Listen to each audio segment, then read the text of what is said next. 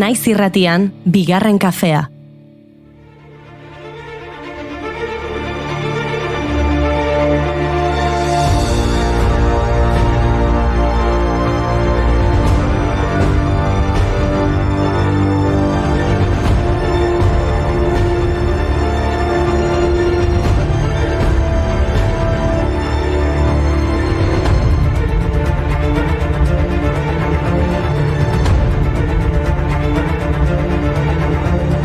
Arratsaldeon, gaur duela urtebete Saharatik iritsitako hauts laino batek estali zuen Euskal Herria eta gaur berriz gure laborategiaren atariko obrak estali gaitu hautsez.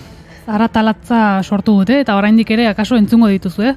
Zer egingo diogu ba? Saioa berdin egin beharko dugu. Eta gaur, asteazkena izaki barkatu, baina musikak salbatuko gaitu.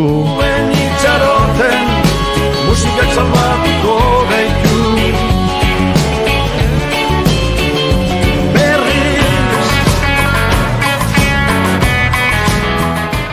Egia esan langileekin hitz egin eta majo portatu dira, azkarxiago egingo zutela eta 2 ordutan amaituko zutela zarata gehiena, 4etan bigarren kafea asterako justu. Azkenean hitz egitea eta elkar ulertzea bezalakorik, ez dago, Inigo, elkar harremantzea badakizu. Ezin zuen beste modu batera izan ere harremanetarako mundu eguna da gaur. Baina ez edozein harremanetarako. Martxoaren 15ean ospatzen dute askok egun hau. Beste planeta batzuetako izakien planeten arteko komunikazioa ezartzeko. Ze guapoa askok ospatzea egun hau. Efemeride horren ospakizuna oso aspaldikoa da. International Flying Saucer Bureau erakundeak 1953ko martxoan aitortu baitzuen. Naiz eta bitxia iruditu, munduko egun hau sortzeko asmoa espaziora mezu telepatiko bat bidaltzea izan zen. Eta mezuak honelaxe zioen. Planeten arteko ontzietako bidaiariei deika. Beraz, agian gaurkoan ekstralurtarren bat harremanetan jarriko da gurekin. All Hit Radio. All right, you're listening to All Hit Radio, and it's 53 degrees at 13 minutes past the hour. And right now on our All Request line, I've got Mike Ledgerwood on the phone. Hey, babe. Gertaliteke, bai. Gaur martxoko idusa da. Erromatarren egutegian idusak maritus hilabeteen 15. egunak ziren. Idus egunak iragarpen honekin lotzen zituzten, beraz gaur gauzatxoak datoz gauza honak. Gauza honak bai, noski, asteazkena dela. Musika mordoa dator. Astun xamar zabiltza, Niri estralurtarren giroa gustatzen ditzaidan gehiago. Baina musika zaratako bertso giroan. Da, gaurko ameintzat, peña, iaiz, estralurtar edo estraterrestrea. Iñaki Murua gai jartzaile. Oantxe momentu ontan jetxi aiz lurrera, 1983 Hoixe da egoera, Andoni Egaña lurtarra, eta peña estralurtar edo estraterrestrea. Seguran, bertso saioa. Lurtarra hasi eta elkarrizketa. Peña Garikano eta Egaña. Uste dut Egaña azten dela?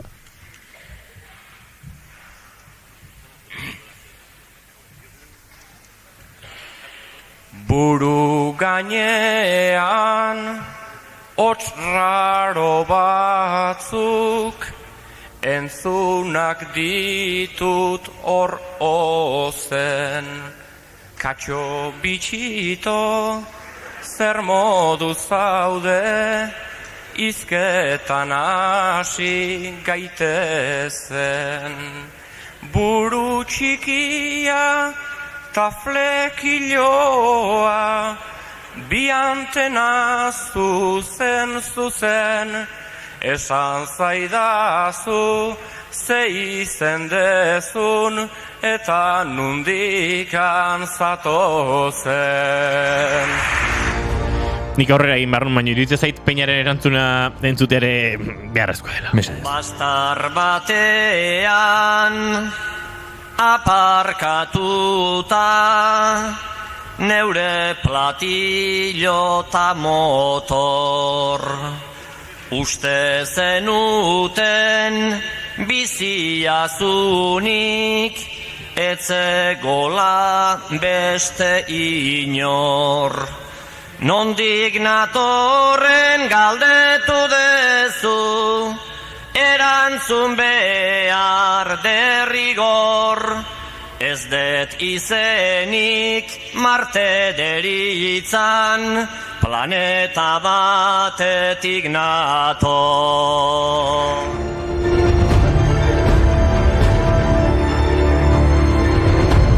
Tira bertsoa, musika eta literatura. Adibidez, gaurko egunen sortu zuten euskal idazleen elkartea. 1982, beraz, 41 urte betetzen ditu eta Gartxotun zain badugu bigarren liburua estrainatzear. Bai, baina oraindik ez naiz elkarteko bazkidea inigo, baina bai, gogoitzera dukat, ostiralean jendearen eskuetara dadin, baina jaipa pixkat mantendu barkegu. Beraz, tira, euskal idazleen elkartea, irabazi asmorik gabeko elkartea da, euskal idazleen eskubide profesional eta moralak defenditzeko asmoz sortu zutena barkatu. Horrez gain, Euskal Herrian naiz atzerrian euskal literatura zabaltzea, idazlearen lanaren proiekzio soziala bideratzea eta euskalgintzaren eragile aktiboa izatea dute helburu. 380tik gora bazkide ditu gaur egun. Eta gaurko egunez, 1974an Kino komikilari argentinarrak Mafalda pertsonaia sortu zuen. Mafaldak mundua aldatzearekin amesten zuen. Bitez taldea maite zuen eta zopa gorrotu zuen. Mafaldaren ahotsa oraindik ere gogoratzen da. Oro har bidegabekeriaren bat gertatzen den bakoitzean. Haren binetak gizartearen kezken isla bihurtu ziren, beraz, zorionak Mafalda. Kino Argentinan famatua bada, ez dira gutxiago Marcos Tedin Uriburuk ekarriko dizkigunak. Patricio Rey y sus redonditos de ricota. No nos dimos nada más, solo un buen gesto.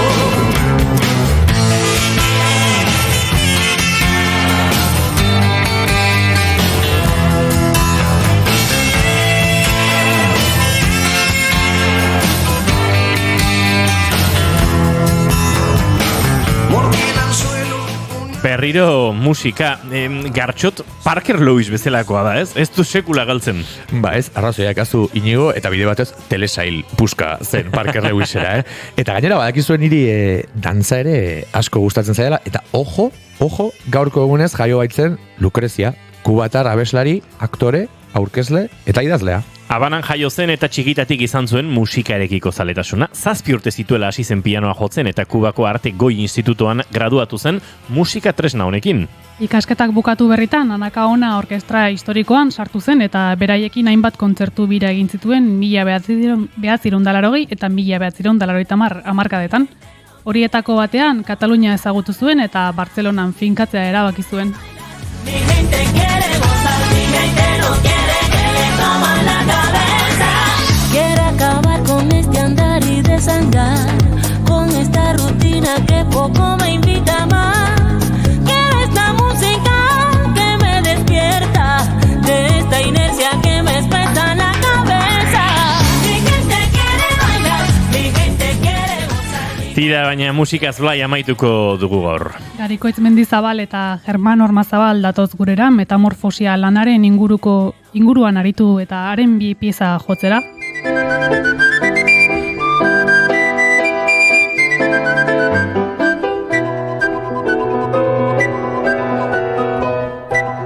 Virtuositatea zer den. Gaurko kontestua aprobetxatuta Manosala obra jarri bakoa ekipo zeni estralurdarrekin hitz egiteko pres nago, Zani musika entzun eta bertxotan hasteko ere, bai? Naiz zuen trampan eroriko, nienago dantza egiteko prest. Idoia. Saiatu beharra genuen Gartxot, zesango dizugu espazio zabaleko entzuleok martxoak 15 dituela gaur eta asteazkena dela eta guzkia dagoela Euskal Herriko txoko gehienetan eta gu hementxe zuekin urrengo 2 orduak igarotzeko gogoz, hau bigarren kafea da, naiz irratian zarete. Eta Parker Lewisek ez du inoiz galtzen, ez da idoiak ere.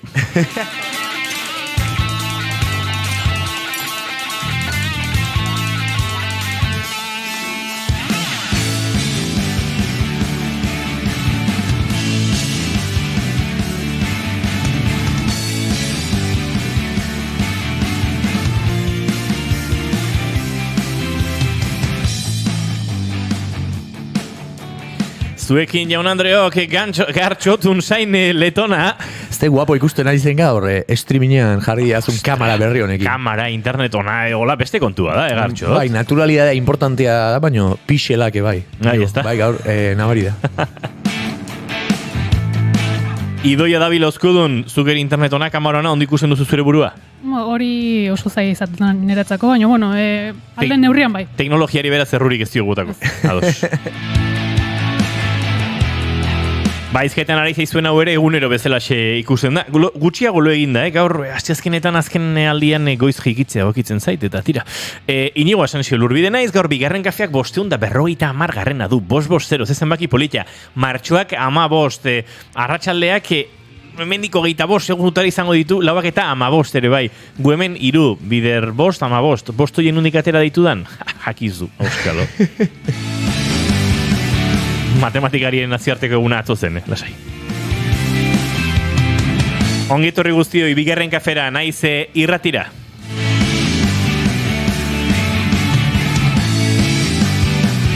Gainera, aipatu duzu matematikarien eguna, lenguan ikusi nuen Xerra lagunak, Eneko Xerra. Nik ere, bea, Xerra ikusi nuen lenguan. Eta nik aipatu behar nuen, bera matematika irakaslea da, eta lenguan ere martxoaren 14 okeraz banago, olako histori bat ola igozuen Instagramera esanez, ze guapoa gaurko data azaltzeko pi zenbakia erabiltzea, 3,14 da, edo olako zerbait, eta 3,14. Zer den frikia izatea, Lenguan topatu nun, kontzertu baten atarian, esan ezin kontzertuaren atarian, ostia, Xerra, zen moduz da? Mentxe, azergitako zentzean etorri naiz. Hemen bezarkada bat, Xerra patatekin jaunari, asko maite du. Maite zaitu, zuke zenbakiak baino gehiago. Eta ez da gutxi,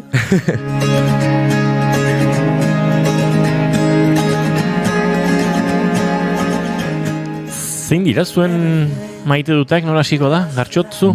Ni hasiko naiz, gaurko obren kontestua gainera abia puntutzat hartuta, gaur badakizue maite dutei, ez dakit, horrelako bigarren buelta bat ematea ere gustatzen zaidala, eta gaur kontzeptu berriak, gaur future maite dut, hau da, egun batean maite duta izatea gustatuko litzadaken zerbait otu zait, izan ere, gaur hemen komilla artean molestatzen ari diren, baina euren lan egiten ari diren obrero zintzo asko daude gehiegi leku guztietan, eta nik badauka sentsazio bat azken 8 urteetan bizi izan naizen hirian independizatu nintzenetik, ez dagoela egun bakar bat obra soinuak ez didana, ez dakit, burua birrintzen eta egunerokotasuna pixkan mugatzen, eta okerrena da oitu egin garela soinu horretara, eta nire maite duta izango litzake gainera hemen gure saioan hainbeste nazioarteko egun aipatzen ditugun horretan, egun batean alako komodina erabili eta obrari gabeko nazioarteko eguna ofizializatuko balute gobernu bakoitzak. Hori izango litzateke nire future love hoietako bat. Uste dute hauteskundetarako 2 hilabete falta diren honetan, hori ez dela bat ere gauza erresa. Baina zorionez, gure atariko hau alabearrez egindakoa da. Noski. Badio odi bat, uraren odi bat, edo austear dagoela eta egin bartzutela. Eta nik hortik lotuko du nire maite dut, ze gustatu zaite, nik esan irrati mar dugu, eta zenbat, azkari ingo dugu, eta moldatu gara. Jatorrak zian, eta, ulertu dute, liada bazala, inorek ez bisatu, euren zarata, pentsa, lurra zulatzeko makinaria horiek zarata egiten duten, eta gero elektrizistara etorri da, eta, urrunago joan dira beste bat egitera, hor jarri barrute alako arketa moduko bat, eta esan diatea nahiago nun, da bihar goizean jarriko zutela, guk saioa ez daukagun tarte horretan, eta baietz, eta kafeare atera diet, hor zeuden lanean, gara gardoa kafea, da kafea bai, da gustatu zait, onartzea. Gauzak eskaintzen direnean, benetan eskaintzen dira, eskaintzeko gogotik, ateratzeko gogotik. Batzutan, lotxaren lotxaz, eta bat izan, nik igual bai da beste agoren, nik bai. Haundilla, orduan. Utxata, bakiata. Gora kafe oparietan. Eta ni nola ez, baino bazpare argituko dut, ez nabil hemen lanean ari direnen inolako, aurka ez da gutxia gore, baizik eta, bizigaren gizarte honek duen abiaduran ere obrak eta gauzak puskatzen dira, eta eskaierak birrindu, eta balkoiak berriztatu behar dira ere, baina beti daukat alako sentsazio bat, etengabeko zerbait dela, eta ez dela inoiz geratuko, beraz, nire maite duta International No Obra Day, hemen dik 10 urtera dolako. Abiadura eta obrak aipatuta, abiadura handiko trenaren historia nahi gabe tortze zait burura, baina tira, hortan ezkara sartuko, nahiko zen gaude. Noiz baita egingo dugu, simposio bat, igande batean. Idoia da bilauzko dun zein da zure maite duta? Duela 3 urte izan zen garai bat, obrarik eta zarata askorik gabekoa. Da. Ne favoritua. Etxian ginen. Bide batez zorionak atzo zoriondu zintugun antenan, baina ez zinen guentzuten hariko. baina gaur berriro zorionduko zaitugu. Mi esker. Zure urte betetze eguna pasazenon konfinatuta, justu. Bai, lehenengo guna izan zen. Lehenengo guna izan zen. Amairuan... Larun bat azan igandea. Amairuan iragarri zuten, baina 14 izan zen horrela lehenengo guna etxean sartuta. Bai. Ze hona. Bueltatuko nintzakeni, badakit komentario eskasa dela, baina oraintxe idoiak gogorarazit, garaioiek benetan isiak ziren, gure barruko burrumba bezarik ez zegoen, baina behintzat kalean obra aldetik bazegoen alako sueten bat, ezta? Eta gure bizitzen abiaduretan ere bazegoen sueten bat, orain berriro nahiko nuken, ez dakit zer esan, nik ere zaila da, baina pake hori nolabait lortzeko aukera balego mundu mailako pandemia batean murgildu gabe, eta hartu ziren erabaki anormal guztiak hartu gabe, eta pake hori behintzat, etxean goxo. Jarri itxialdi bat zure bizitzaren. Bai, egingo nuke, baina ez dakit idoi azkenan maite duta kontatu ezun. Horrekin lotuta dijoaz, TikToken agertu zaidan aurrekon emakume bat grafiko bat esplikatzen, duela 3 urteko grafikoa da, baina nik aurrekoan deskubritu nuen. Badirudi gizakiok mugimendu sismikoak sortzen ditugula makineriakin eta autoekin, eta konfinamendu hasi zenean mugimendu sismiko hori neurri handi baten eten egin zen, eta grafiko horretan oso argi ikusten da konfinamenduan noiz hasi zen hiri bakoitzean, grafikoan kolore aldatu egiten delako, eta mugimendu sismikoak askoz txikiagoak izan zirelako. Eta bide batez baita ikusten da gabonak noiz diren urtero, ikusi egiten da beste kolore bat ditula gabonak, eta asteburu guztiak nabaritzen dira grafikoan. Eta oso bitxia da. Zijarto, Bai. Ikara eman dit. Lurrikaran zea honek.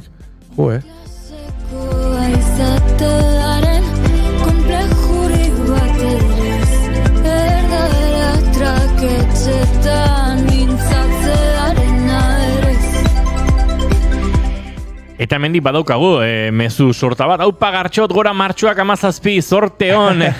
Nire maite duta da gaur Ataun irratia 10 urte betetzen dula. Nola bat, ez diguzu abisatu. Ze poza irratia egiteko aukera daukadalako gora lantalde guztia, por cierto, Leister ostiraltxo saioaren 100. Gorka, zorionak zuri, zorionak Ataun irratia egiten duzuen guztioi, eta ostiraltxo egiten duzuen hoi, dagokizuenean. Baina, ze poza, 10 urte betetzen dituzuela, irratia egiten, eta horrek sortzen dituen momentu guztiekin, bide batez etxontako lankideren joarri ere, besarka estu bat, eta esan dakoa, lantalde guztiari, Gorkak dio, bigarren liburua, oze ona, zego dauzkaten elkarrizketa egiteko gartxoti, gora unsain dantzaria, aupa. Nola notatzen den, eta ze garrantzitsua den lagun honak leku guztietan eukitzea, Ataun irratian ere, bai. Baita ere. Ni pandemian entrevistatu ninduen Gorka Sant Estebanek. Horrendik ez zituen gonbidatuak oso finduta, baino nabari da hobetu duela. Hola! Que sobrau gartxota! Humore pixkat. Aizue, bizozketa dauzkagu gaur zuekin elkar banatzeko, bat segituan kontatuko izuegu, oso gertuko azaigu noski, baina bi dauzkagu, datorren martxoaren 24 eta 25, urren ez urren Azpeitia eta esan gut, Errenterian, ETS taldearen kontzertu birako, bi kontzertu dira, eta sarrerak leku askotan agortuta daude, baina guk badauzkagu zuentzako zozketatzeko moduko sarrerak. Nola? Erresa dezue, adimen artifizial bitartez askatu dugu, ahots pista bat, beraien azken diskoko kantu batetik, eta asmatu behar duzue, zeinen kantu hau? Nire egun ilunetan zurekin ametxe egin du gaur gauean. Garbi geratu zaizue? Zein izan diteken? Nire egun ilunetan zurekin ametxe egin du gaur gauean. Arraro sonatzen dute kantuek musikak entzen diegunean, Ziziruitzen? Oentxe, hau zaingo, zen un voice extractor oitako batekin. Ez du nik egin, Iker Gurutxak lankideak egin duela, baina, tira, voice extractor edo horrelako batekin egin dagoengo da, adimen artifiziala erabiltzen duen aplikazio horietako batean. Zeina kontua? nire egun ilunetan. Esan barri duzuela ze kantu den hau. Zurekin ametxe egin du gaur gauean. 644-6-2-2-9 naiz erratiaren WhatsApp zenbakira bota zuen erantzuna. 644-6-2-2-9 parte hartzaile asmatzaileen artean zozkatuko dira bi sarrera. Bi sarrera Azpeitiarako eta beste bi sarrera Errenteriako horeretako kontzertu hortarako. Oraindik urrengo aste guztian zehar ere ariko gara honekin bueltaka eta tira, asmatzen zoazten einean aukera gehiago. Hortxe, sarrerak lortzeko eta zer da kontatu bar genizuen beste kontua? Hauxe.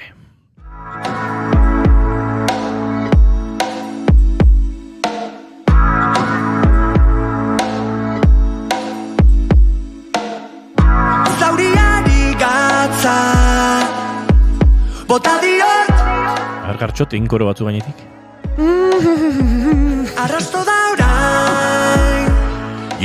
Gartxotun zainen gau proiektuak badauka, estalurtarretatik lurrera itzultzeko, espazioan barrena, sormen prozesuan, ekoizpen prozesuan, aritu den lan berria, zuen lurtarren artean aurkezteko itzordua. Ostiral honetan izango da dabadaban, Gartxot, arratsaldeko 8:00. 8:00 ateak ireki, edo hori diote behintzat, programazio ofizialan. Bakizu musikaren munduan dena 15 minutu berando hasio dela, baina bai, ofizialki 8:30 oltzaratuko daudei, eta ni 10:20 gutxitan, okerez banago. Eta disko berria, liburu berria, ilusio berriak. Aspalditik Gartxotek onartu duen Odeirekin oholtza elkar banatzeko gogo eta goze hori, hementxe atera zuten argazkia, Odei entrevistatu genuenean, kontzertu puxka, kontzertu erraldoia, sarrerak agortzen hasi dira. Ez dira agortu oraindik, baina sarrera mordo dago salduta, eta ez zaitezte lo ibili. Hori bai, lo ibili gabe ere, guk baditugu bi sarrera, zuen artean zozkatzeko, eta zer egin behar duzue? Sarrera horien zozketan parte hartzeko, erresa da. Gure Instagram kontuan daukazue storytxo bat, bertan zeldatxo bat, galdera batekin, baina WhatsAppez ere egin dezakezue, 688 724 telefonoan edota, Telegram bitartez, edota gure streamingean bertan idatzita. Oraintxe gorka ari zaigun bezalaxe. Nor da, Gartxotun zainen oholtza kidea, gau proiektuan. Ez ostiraleko kontzertuan, batzuk nahazten zabiltzatela, odei barroso eta ez kontzertuan. Gau proiektuan zein da oholtzakide Gartxotun zainekin. Pista bat eman dezaket? Bai, noski. Fonetika zalean naizelako, esango dut, iotz poza. Ojo! Eta ni beste piztat emango dizuet, doinuetatik aratago bat egin genuenarekin, egin zuen Gartxote berarekin. Lehengoan ere zain izaten nuen, gauzak hain errez ere ezin dira jarri nigo. By the way, por cierto, fallo bat aipatuko dizut, oraintxe aipatu dizuna, ez nik egindakoa, zuk dena bikain, baino lehengoan, zuen, zozketa hau nola esaten da, historia edo retuitea o, zera, zure... Elkar banatzeakoan, bai? Nik badukat olako itura iskas bat dala zuma egitea, eta orduan, usteet, azken bi publikazioetan, bigarren kafearen goiko logoa ez tetelarako utxita, orduan jendia neria izaite erantzuten, eta nuke iruzpalau bideratu ditu dala, bigarren kafearen perfilera, baina nik zuma egin, eta uste dutelako nik egindako zozketa dela. Así que, mea kulpa, baina, bakizue teknologiarekin errein xamarra. Idatzi dizutenen artean nahi baituzu izenak pasa, sartuko ditu zorroan, Vale, pentsatuko dut. Ez dizugu zigorrik egingo. Gartxotun zainen kontzertu berezia, gauren kontzertu berezia, zenba sorpresa gorreta dauzkan, ez dizugu kontatuko, zehortarako dira sarrerak, hain zuzen ere, sorpresak deskubritzeko. Baina, egongo dira, baino gehiago. Bai, eta, emozioz betetan nago, energiaz lepo zer esan, baina pixka serio garrita egia esan, ilusio izugarria egiten dit, ez bakarik aipatu dituzun disko berri, liburu berri, holtzakide bikain, eta beste gauzek, baizik eta Odei eta biok nahiko proiektu antzekoak ditugula iruditzen zait. Sonikoki ez daukagu zer ikusirik, baino beti eukide eta alako impresioa. Emozionalki bai. Emozionalki eta bihotza leku berean dugula. Autogestioan eta do it yourself hizkuntza horretan oinarritutako bi proiektu dira, eta benetan ustez jendea erantzuten ari dela, eta gau horrek zer esana izango du guretzako lehenik eta behin, baino ez dakit oso berezia irutzen zait, musikan ere bihotza lehen lerroan jartzen duten bi adibide handi izango direlako parez pare, eta ez dakit, niretzako izan dudan gauik bereziena espalima da, berezienetariko izango da, beraz parte hartu eta etorri.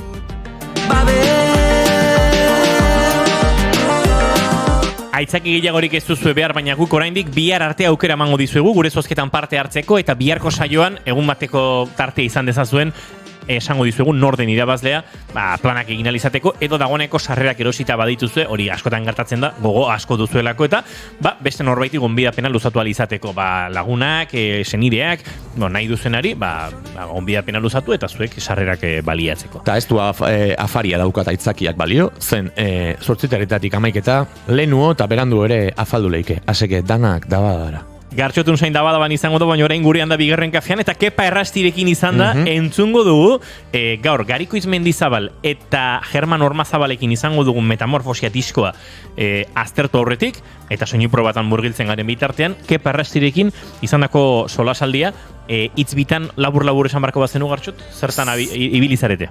Ze salaua dan Kepa, ze pertsona dan, ze aktore bikaina dan, lehen urtean ezagutu nuen pertsonalki, holtzare konpartitu genuen, eta bere abesti kutxunak izugarri gustatu zaizkit. Hortxe, spoilerra.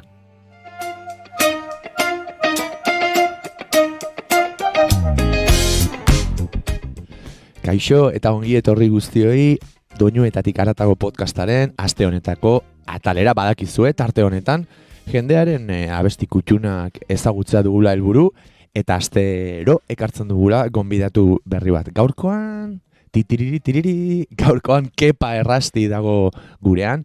Askok antzerki mundutik, Teresaien mundutik eta filmen mundutik ezagutuko duzuen are txabaletako aktore puska eta pertsona are handiagoa. Gonbita onartu digu, WhatsApparen beste aldetik bere kantu kutxunak zeintzuk diren azaltzeko, eta ni irgitanago. Kuriosidade bezala, bizitza nola den, eta holtza bidelagun dugunok nola berandu baino lehen elkar ezagutu eta elkartzen garen ikustea ederra da. Eta nik ere aukera izan nuen lehen urtean bistaz eta telebistan eta filmetan ikusita ezagutzen nuen, baina Kepa Errastirekin kantuan aritzeko gainera, kuriosoa da. Izan ere, elkarrekin alako evento txiki batean parte hartu genuen, eta hor bertsio bat jo behar izan genuen, eta pixka bate aktuatu, eta badakizue, aurkezleen gauzak, ezta? Eta egia esan, izugarrizko talentua den pertsona irutzen zait Kepa, izugarrizko bihotz handia duen pertsona bat, eta akaso esango nuke garrantzitsuena nire esperientzia mentzat beti arpegian irribarre bat duen eta saiatzen den pertsona bezala ikusi nuen eta ikusten dut gaur egun ere. Gainera duela gutxi gomendatzen dudan irati film puskan ere badu papel txiki bat, Belaskorena, okerrez banago, eta gaiztoarena egiten du, izugarri ondo gainera, baina ezagutzen dugunok badakigu Belaskoren benetako bihotza gardena saiatua eta ederra dela. Beraz, sarrera hau egin ostean, entzun dezagun telefonoaren beste aldean, Kepa Errasti aktoreak bere lehen kantu kutxuna zein duen. Kaixo, nire izena Kepa Errasti da, aktoria naz batez be, naiz eta beste lan asko egiten ditudan, baina neure burua aktore bezala aurkeztia gustatzen jat. Eta ez duztazue lan erresa jarri, ez da oso erresa zure bizitzan pixu euki dauen edo lau abesti gustokoen edo lau abesti importantien aukeratzia. Alatabe buruari buelta batzuk eman dizkiot eta etorri jat abesti batzuk. Aukeratu ditudan abestixak esan daigun nire bizitzako etapa desberdinei lotutako abestixak izango ziela. Eta kronologikoki joatia gustauko jatenez, lehenik eta baina aipatukot Mikel Laboaren Negur bilak.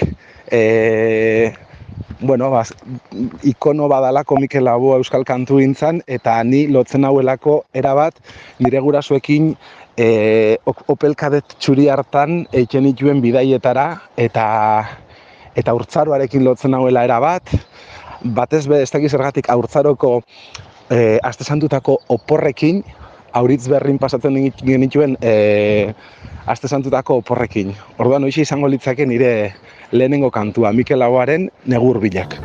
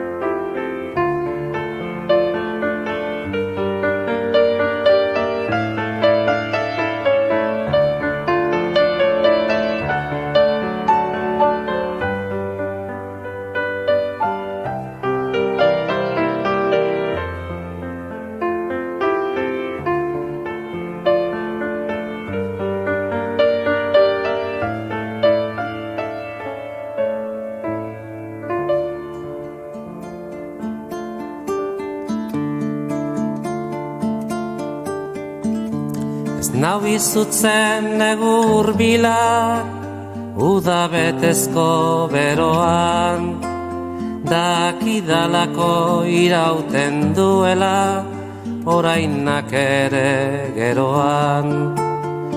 Ez nau izutzen negur bilak, uda betezko beroan, dakidalako irauten duela, orainak ere geroan. Nola baitezko kate geldian, unezuneko lerroan, guztia presten bihurtu arte, norizanaren erroan. Nola baitezko kate geldian, unezuneko lerroan, guztia presten bihurtu arte, norizanaren erroan.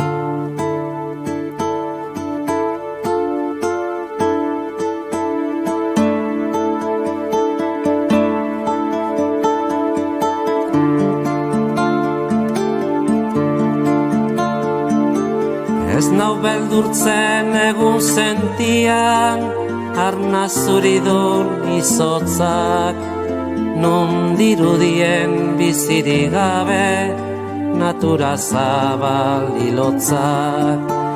Ez nau beldurtzen egun sentian, arnazuridun izotzak, nun dirudien bizirik gabe, natura zabal hilotzak. Eguzki eder joan guztien, argia baitu bihotzak, eta begien mila ernegai, iraganaren oroitzak. Eguzki eder joan guztien, argia baitu bihotzak, eta begien mila ernegai, iraganaren oroitzak.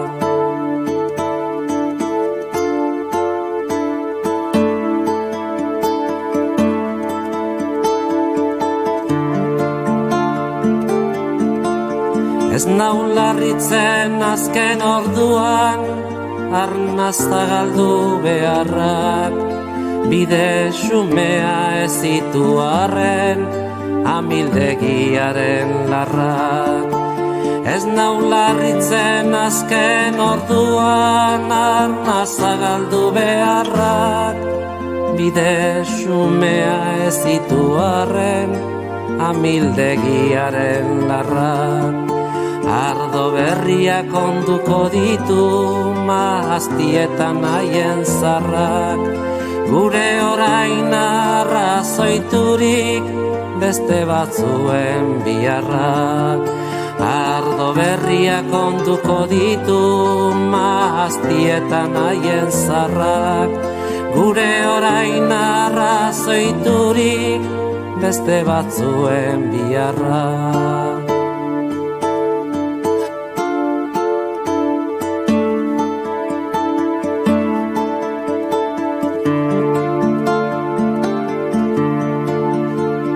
nau iluntzen baratzatikan, azken loreak biltzeak, muga guztien arrazoi bila, arnaz gabe ibiltzeak. Ez nau iluntzen baratzatikan, azken loreak biltzeak, muga guztien arrazoi bila, arnaz gabe ibiltzeak. Arratsaldeko argi betera, zentzu denak umiltzeak, amets betezko loa baitakar, behin betirako hiltzeak. Arratsaldeko argi betera, zentzu denak umiltzeak, amets betezko loa baitakar, behin betirako hiltzeak.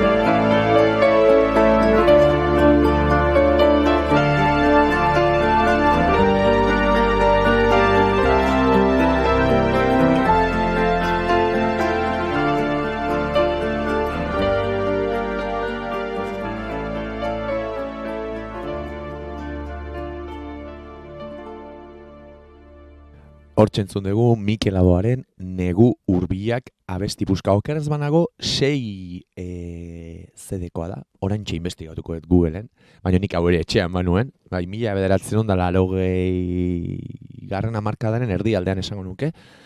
Eta bueno, podcast honetan Mikel Laboa ere hitzgai izan darenago. Zer esanez, garai hauetan Mikel Laboari buruz gora utzi duen ondarea, bai gure kulturan, bai gure bihotzetan.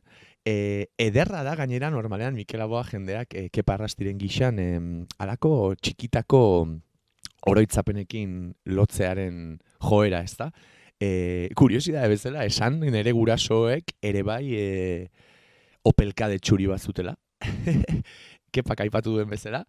Eta nik beste kotxetan ere bai, baina opelkade torretan ere baditut zenbait oroitzapen eta Mikel Laboa bada horietako bat. Beraz, hauxe izan da Kepa Arrastiren lehen kantu kutxuna, Mikel Laboaren Negu Urbilak kantua, eta entzungo dugu orain bere bigarren kantu kutxun bezala zein aukeratu duen. Ea zer esan digun.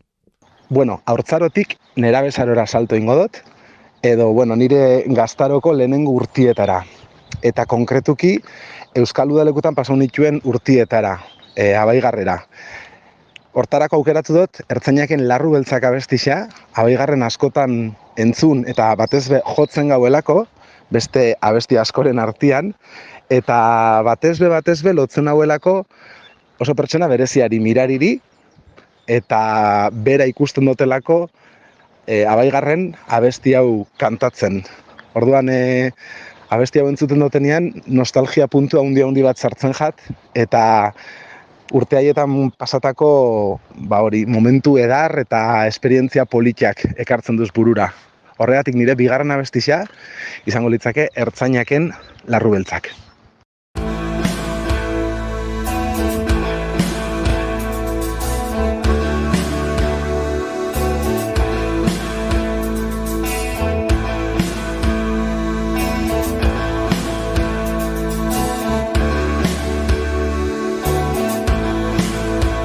neguaren bihotzeko begirada zaurituak gurutzatzen ditugu plaza desolatuetan, gerraiaraien mehatxuak airean doaz, justiziaren larru beltzak sardeskatuz, denboraren horatzak legatzen gabiltza, larru beltzak Josi asmoz.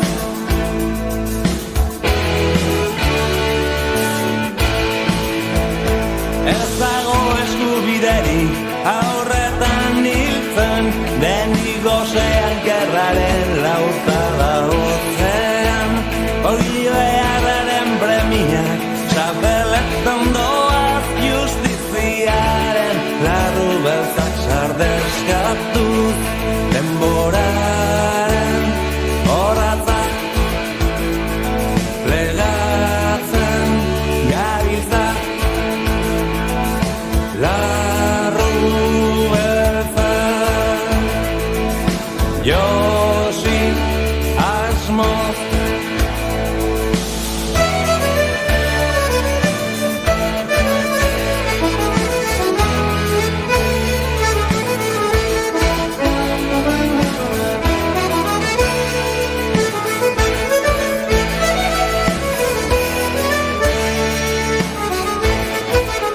Plaza desolatuetan jalde zaude denok, noiz ote diren beren aurrak itzuliko baina, treinak umezurtzez besterik doa, justiziaren larru beltzak sardeskatuz, denboraren horatzak legatzen gabiltza, larru beltzak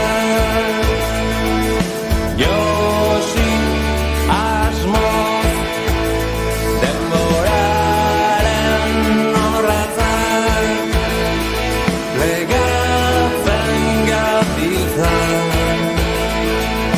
larru beltzak Josi asmoz.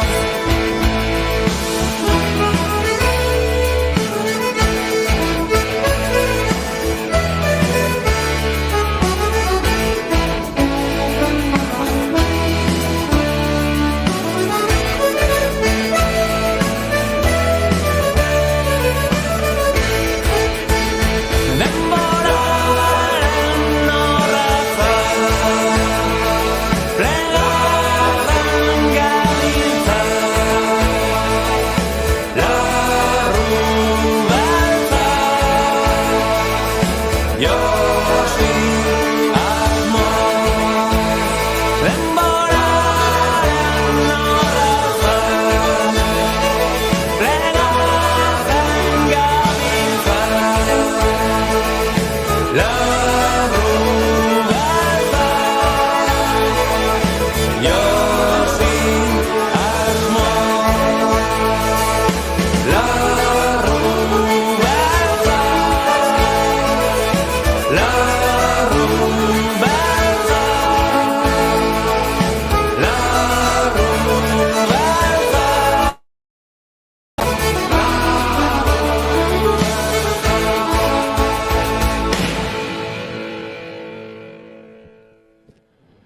Hortxe zenuten ertzainak taldearen larru beltzak abestia, Kepa Arrastiren bigarren kantu gutxuna, eta bere kasuan abaigarreko, ez dakit, udaleku edo hietara eramaten duena, ez? Hemen aipatu du, eta hau ere komentatu zidan, lehenko urtean ezagutu ginean, baduela ere gitarra jotzeko ohitura, eta urteak dara matzala, eta, bueno, ze polita denez, instrumento batekin izaten den harreman hori gaztetatik, eta nola askotan ere oroitzapenak lortzeko balio duten. Kasu horretan, Kepak esan digun bezala, ertzainak abestionek bera eramaten du, ez? Garai horietara, eta bai, asko ibili gara, kantuan eta dantzan udalekuetan zer esan ertzainak taldeari buruz, bueno, Euskal Rock erradikala edo esaten zaion horren aintzindarietako bat.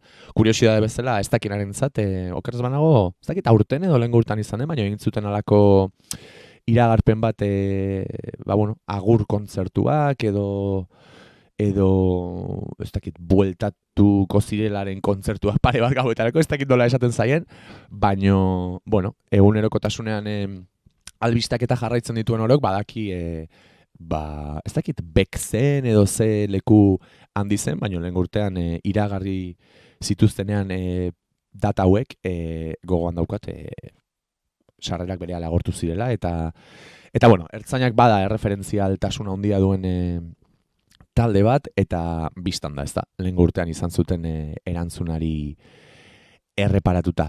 Beraz, Keparen txikitako geltokia ezagutu dugu, gaztarokoare bai, eta ea 3. kantu kutxun bezala zein ekarri nahi izan digun. Oin urte gutxi batzuk egingo ditut aurrera, eta 3. abesti moduan aukeratuko dut Eva Cassidyren Fields of Gold. Eva Cassidyren bersio bat. Jende askok versionatutako abesti bada, tartian Stingek ere bai, baina ni Eva Cassidyren abesti edo bersio ederronekin geratzenaz, lotzen hauelako nire lehenengo bikotekidea izan zanari. Eta bizi izan genituen lehenengo urtiei, lehenengo momentuei. Eta niretzat oso abesti berezia da,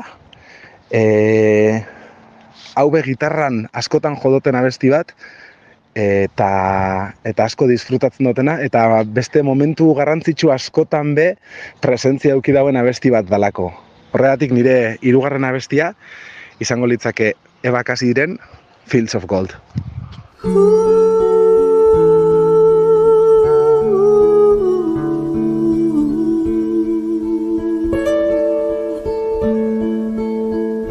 You remember me when the west wind moves among the fields of barley. You can tell the sun in his jealous sky when we walked in fields of gold. So she took her love for to gaze a while among the fields of barley. In his arms she fell as her hair came down among the fields of gold. Will you stay with me? Will you be my love among the fields of barley? And you can tell the sun in his jealous sky when we walked in fields of gold. I never made promises lightly, and there have been some that I've broken, but I swear in the days still left we'll walk in fields of gold. We'll walk in fields of gold.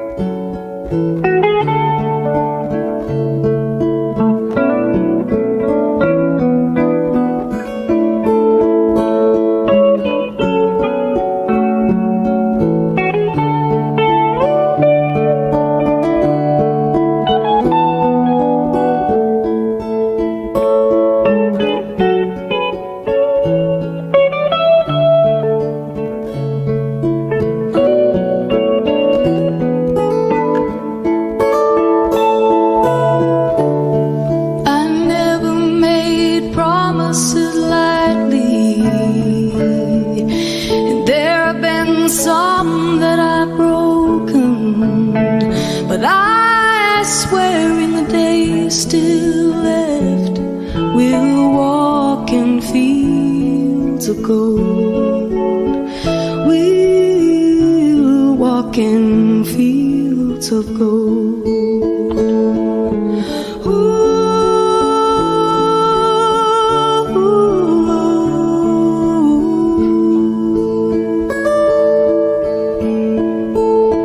Many years have passed since those summer days among the fields of barley.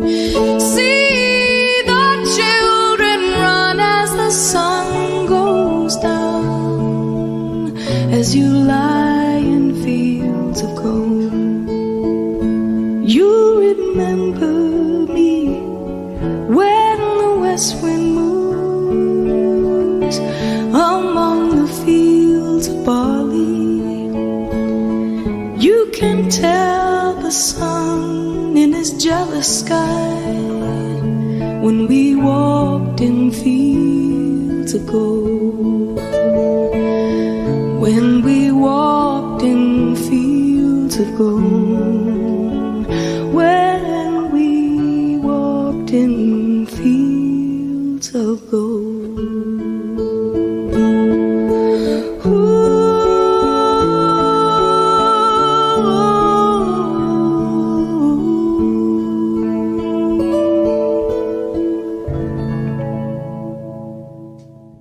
Hortxe zenuten Eva Casideren Fields of Gold, Kepa Arrastiren hirugarren kantu kutxuna, bere bikote zenaren kin konpartitutako edo elkarbanatutako momentu batzuk oroitzen dizkion abesti puska. Nik Eva Casidi ere ezagutzen nuen, eta okerez banago ezagutu nuen bere Time After Time abesti ezagunaren bertsio batengatik. Hemen investigazio pixka bat egiten hau naiz, eta ez nekien 33 urterekin zendu zela. Hau da, nahiko karrera oparoa zuen, eta oso gazte joan zen, Eva Mari Casidi minbiziaren ondorioz, baino estatu batuar hau izan da jazz folk eta blues musikaren alorroietan oso ahots errekonozitua, eta batez ere hemen jartzen duenez izugarrizko errekonozimendu eman zitzaion ere hilostean. Beraz, hauxe izan da Kepa Arrastiren hirugarren kantu kutxuna, eta gaurko programari agur esateko ea azken kantu kutxun gisa ze aukeratu duen Kepak. Bueno, eta bukatzeko gaur egunera salto ingo dut, eta aprobetxatuko dut autobombo pixka bat eitxeko. Izan ere, datorren maiatzaren 26an, Tolosako Leidor aretoan, Xabier Ormazabalekin batera daukadan Xake Produkzioakekin aurkeztuko du gure laugarren lana izango dana. Postdatari gabeko gutunak. Getari Etxegaraik zuzenduta, eta aktore bezala Nerea Ariznabarreta eta biok egongo garena. Obra hortan, hainbat abesti entzungo die, eta tartien aukeratu duten laugarren abesti hau, Silvio Rodríguezen Oleo de Mujer con Sombrero. Ez dakit jendiak badakixen, baina abesti honek misterio handi badauka atzian, misterio horri buruz hitz egingo dugu obra hortan, eta horregatik aukeratzen dut abesti hau, eta baita nolabait nire iraganarekin ere lotzen hauelako. Nire gurasuek, beraien lagunek entzuten hauelako Silvio Rodríguez, eta baita nik inguruan eduki ditudan lagun askok. Eta abesti honek lagun horietara ere lotzen hauelako. Orduan, abesti honen atzian dagoen misterio hau zein dan jakin gure dauenak, maiatzaren 26an edo hortik aurrera egongo dien emanaldizetan, aukera aukiko dau, postdatari gabeko gutunak lanian, jakiteko zein dan misterio hori. Eskertzen diogu Kepari misterioa ere izana gure buruetan, eta ziur bere saio eta emanaldietan hori izango gaituzula. Kepa, lehen lerroan egiten duzun guztiari babesa eskaintzen. Bagoaz, beraz, entzule, urrengo astera arte, Silvio Rodríguezen Oleo de una mujer con sombrero kantuarekin. Zer esan Silvioren inguruan, ezagutzen ez duenak, uste dut sorpresa handia hartuko duela, eta ezagutzen dugunok beste behin gozatuko dugu bere artearekin. Mi esker, zuei entzulek, eta urrengo astean ikusiko dugu elkar. Bagoaz, aio!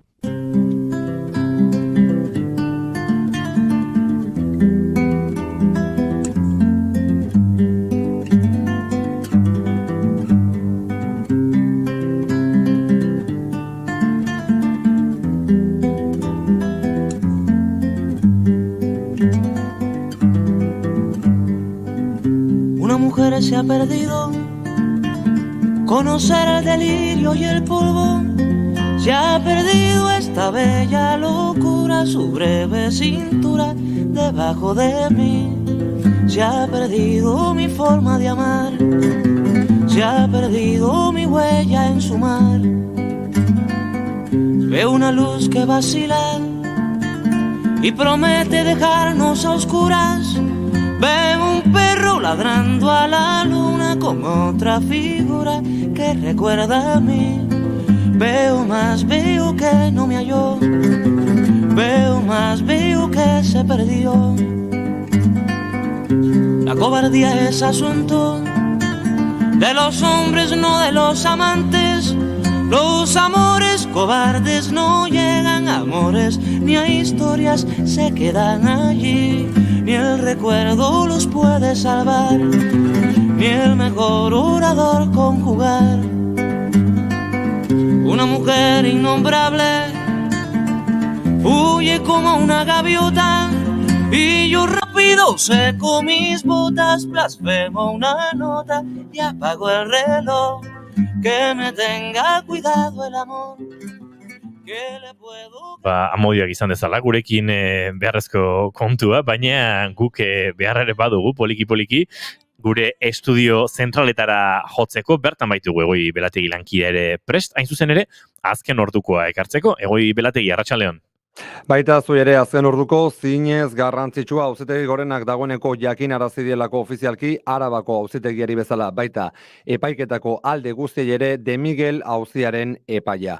Urratxauzen hain zuzen ere ustelkeriagatik kondenatutako Alfredo De Miguel eta Koldo Otxandian hori oraindik ere soldatapean dituzten kontratuak ez eteteko azken oztopoa, lakuak berak azken edo pasaden astean adierazi zuen ezbarkatu. Y a la fecha todavía de esta comparecencia, de prepararla y en este mismo momento, esta sentencia no se considera firme por parte de los servicios jurídicos del Departamento de Gobernanza, y creo que así se ha remitido la respuesta a este Parlamento, porque esta sentencia no ha sido notificada ni a los acusados ni al propio Gobierno vasco. Izan ere, gogora ekarri behar dugu Arantxa Tapia ekonomiaren garapenerako sailburuak pasaden astean Eusko Legebiltzarreko batzorde batean esandakoa, De Miguel eta Otxandiano nominapean mantentzeko arrazoi nagusia zela Gorenaren epaia oraindik ez dela jaso, hala egin dute dagoeneko beraz. Alfredo De Miguelek eta Koldo Otxandiano gogora ekarri behar lakuaren menpeko Hazi Fundazioan eta Arabako Parke Teknologikoan lan egin ez, baina oraindik ere kontratuak nominan dituztela. Esan bezala, Espainiako Auzitegi Gorenak dagoeneko jakinarazi die Arabako Probintzia Auzitegiari eta De Miguel auzian pertsonatutako aldeei auzi honetan ustelkeriagatik ebatzetako kondena berresten duen epaia. Era berean, epaia jakinarazita auzitegiak zigor handienak dituzten kondenatuak kartzelan sartzeko agindua ere eman lezake aurki. Bestalde, itsas salbamendu humanitarioak gaurko honetan egindako salaketa ekarri behar dugu baita ere gogora. Itsas salbamendu humanitarioak gobernuz kanpoko erakundeak kios utzi behar izan du. Greziako uharte hori Greziaren eskakizunengatik, edo beto esan da bertako gobernuaren eskakizunengatik. Greziako gobernuak mehatxu egin zigun kanpamendua utzi beharko genuela. Erregistro berri bat egiten ez bagenuen. Eta erregistro hau ezinezkoa zen egitea bai denbora aldetik. Kontua da, abenduan Greziako gobernuak gobernuz kanpoko erakunde honi adierazi ziola erregistro berri batean izena eman behar zutela kiosen lan egin ahal izateko.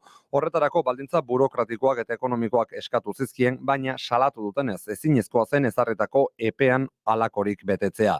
Egoera zaila da eta entzun duzuen bezala errealitate oso gordin eta krudelak biltzen ditu. Errefuxiatu hauek Turkia jasotzen ditu. Europak milioika eurokin finantziatzen baitu errefuxiatuak atxiki ditzan. Eta azken aipamentxo bat emaitzeko elkarretaratzea deitu dutelako hilaren 16irako Gasteizen PSOEk eta PSek Mendebaldeko Sahararen subiranotasuna Marokori aitortzearen larritasuna onartu eta zuzendu dezaten. Salatu dutenez, legeriaren eta etika politikoaren aurkako eraso zuzena izan da PSOEk protagonista izan duen jarrera aldaketa. Arratsaldeko 5 eta 3 minutu ditugula, informazio praktikoa agur esan baino lehen, errepideak lasi ditugula dio trafiko zuzendaritzak, beraz hauxe dena momentuz, bigarren kafeari itzultzen dugu konexioa eta gu bueltan izango gara arratsaldeko 6etan puntuetan informazioaren ariaren 3. edizioan. Gero arte. Eskerrik asko Egoi Belategi eta estudio zentraletatik ona gatozen bezalaxe, bagoaz Argentinara bidean.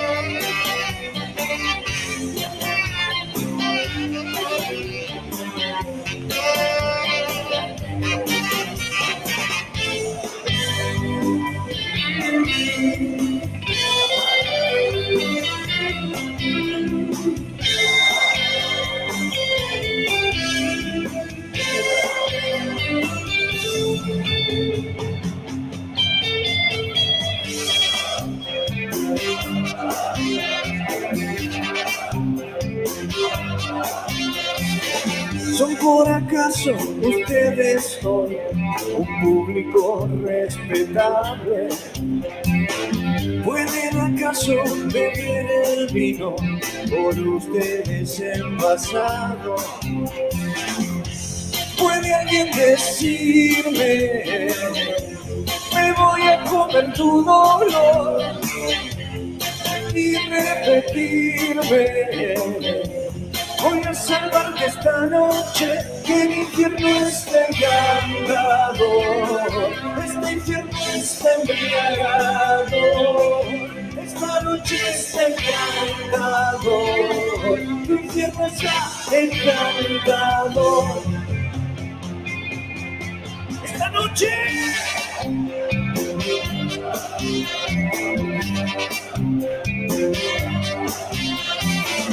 ¿Por qué no te dejas de pensar en labios que besan frío?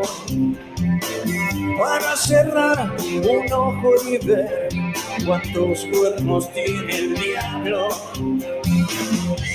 ¿Puede alguien decirme, me voy a comer tu dolor y repetirme? Voy a salvarte esta noche, que el infierno está encantador. Este infierno está embriagado, esta noche está encantador. El infierno está encantador.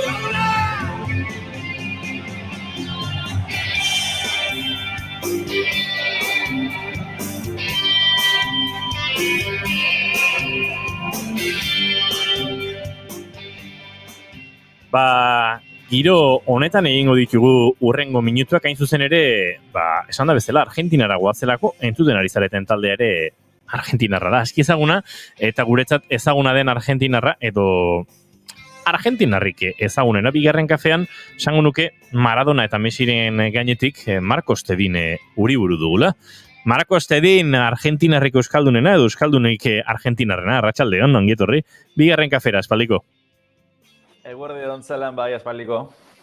Gu hemen txe ondo, barkatu hartxot mikroa itxi dizutela nahi. Nahiko lanuken, bai. Gu ondo, eta zu, zer moz abiltza? Ze giro, Buenos Airesen, ze giro Argentinan, zari da gertatzen. Hemen zuek bezala Euripean, eskerrak, Gu bezala esan dut Euskal Herrian oikoa delako, Marcos, baino gaur ikaragarrizko egun ederra daukau, Baino atzo ez, Atzo ez, gaur bai. Ez da biloso oker, inigo. Bueno, ez da giz, estuatik edo Bilbotik edo iritsi den Gariko Izmendizabal, baina uste dute, kontzentrota da biltza, ez dute jaramonik egiten. Hortxe ondira soinu probak egiten, bera eta German Ormazabal, German etxe ondoan da, baina Garikoitz ez da egit. Garikoitz eguraldi hona egiten zuen azortzitik, ez da egit zestuatik, Bilbotik nondik etorri zaren, baina zestuatik. Nundi barkatu? Azte izen, da? Egualdi hona, leguzitan. Eguzitan egualdiona, Marcos. Beraz, Euskal Herrian euria egiten du, baina gaur ez, gaur ez da egun analogia hori egiteko. Gasteizen ere bai, esan marko ditzake. Gasteizen ere bai. Beraz, Zuek Euripean zabiltzate Buenos Airesen. Bueno, ez dago gaizki. Eskerrak, azken asteak oso lehorrak izan dira, oso beroak, 40 gradu, edo gehiago, orduan eskartzen da. Ados. Tira, guk arreratu dugu gaur Patricio Rey y sus redonditos de ricota. Izeneko taldeari buruz aritu bartzenuela, niretzat ez da ezaguna, baina nuke esango erabat ez ezaguna zaidanik, ez da egite, belarrira zerbait esan nahi ditizen horrek, baina nukena imaginatuko gartxot, Argentinan ikaragarri talde maitatu eta ezaguna dela. Ezagunenetakoa, esan genezake, Marcos? Bai, hori da. Bueno, nik beti izaten dut, atal honetan, tarte honetan beti izaten dut, Argentina ezagutarazi eman behar dela, eta bueno, talde hau horretarako balio izango dit, ze nik esango nuke dala Argentinako talerik ezagunena, famatuena, eta...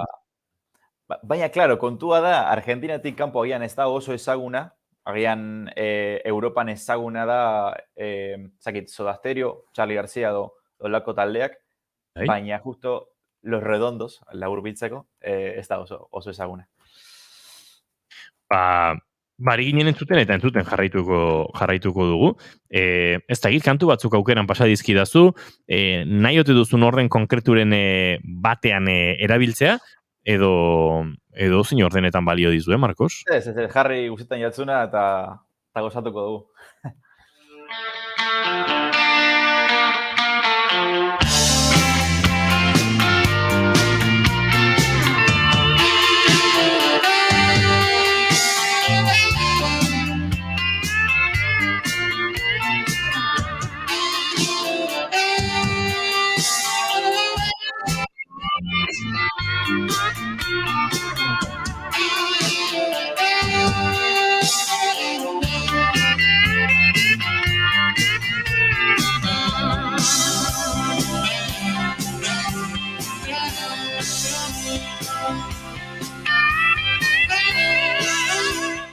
Konta iguzu gehiago, Marcos, Los Redondos buruz, edo Patricio Rey, Los Redonditos de Ricotari buruz. Bueno, saiatuko naiz azaltzen talde honen fama do. Ez da erraza, ze bueno, hasiko naiz hasieratik, bueno, taldea sortu zen 1976an, baina bere lehen albumak kaleratu zuten 1985an. Hori izan zen Gulp. Lehengo albumak nahiko arrakasta handia izan zuen, baina bigarren albumarekin Oktubre deitzen dena, hortik bai hasi izan taldearen fama. Izena oinarrituta dago Rusiako irautzan, Oktubre, eta bueno, album horrek deko taldearen abestirik famatuena dala Jijiji. Eta Jijiji abestiak deko fama berezi bat, beti argentinarrak esaten dugu, dala munduko pogorik handiena. Eta hori nik uste bideoetan ikus daitekela, da lokura bat. Hori izan zen 1986an. Eta hortik aurrera, bueno, taldearen fama areagotzen zijoan, eta hasi ziren konpetitzen edo lehiatzen beste talde batekin, Soda Stereo, Gustavo Cerati agian ezaguna da hor, agian ez. Gustavo Cerati aipatu duzu? Bai. Nik uste hori ezagunagoa dela behintzat edo. Bai. Eta bueno, 80 eta 90 hamarkadetan hasi ziren kontzertu handiak ematen, gero eta handiagoak, eta bueno, horrek bebai ekarri zuen tamalez violentzia euren kontzertuetan. Zaila da saltzea zergatik hainbeste emozioa do, baina entzuten baduzue, nik komentatuko nuke entzutea, ze niri asko gustatzen zait, melodiak, taldearen melodiak ez dira oso normalak. Ikusi irudiak barkatu, Marcos, gartxot ikusten duzu nola dagoenea. Bai, hementxen ari hori ez da. Aipatu dituzun irudiak ez dakit, baina antzeko batzuk ikusten eta... Hau jijiji edo... Eta estadioa, bai, lepo beteta. Será distinguido una noche de cristal que se hace añicos. No lo soñé.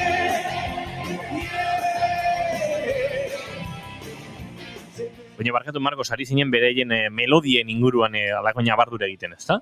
Bai, hori da. A ber, azkenean, zuri nik pasatu bizkizut, azkenean abestirik famatuenak, agian normalenak, eta bueno, baina kontua da, euren albumetan, entzun daiteke melodia raro bat. Askotan goibelak dira, edo agian apurtxo bat motelagoak, ez da rock konbentzionala nik uste, bakarrik gitarra bat zeukaten, hori da, Sky, gitarrista, eta abeslaria El Indio. El Indio, hau, oso famatua da. Eta orduan jendeak, oraindik ere, ez du ulertzen zergatik taldea hain famatua den. Nik esango nuke, eta nik uste gehienok berdina pentsatzen dugula, taldearen fama datza poesietan, euren abestiak oso letra bereziak daukate eta esan nahi asko izan ditzakete. Orduan nik uste horregatik dela jendeak bere esan nahia hartzen duela, eta horregatik hainbeste jendeari gustatzen zaio talde hau.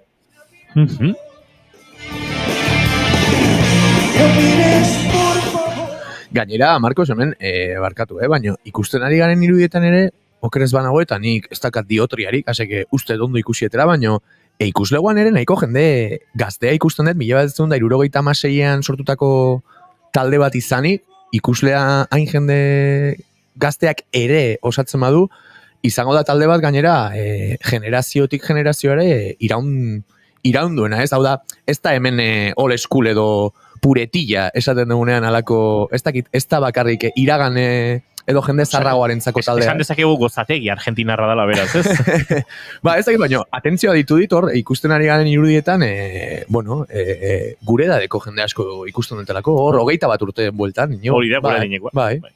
Bai, hori egia da, eta klaro, kontua da, taldeak banatu zuen, taldea banatu zen 2001an, orain dela 22 urte, eta oraindik ere jende gaztea joaten da konzertuetara. Hori aipatu nahi nuen, azkenean taldea banatu zen violentziagatik, ez da?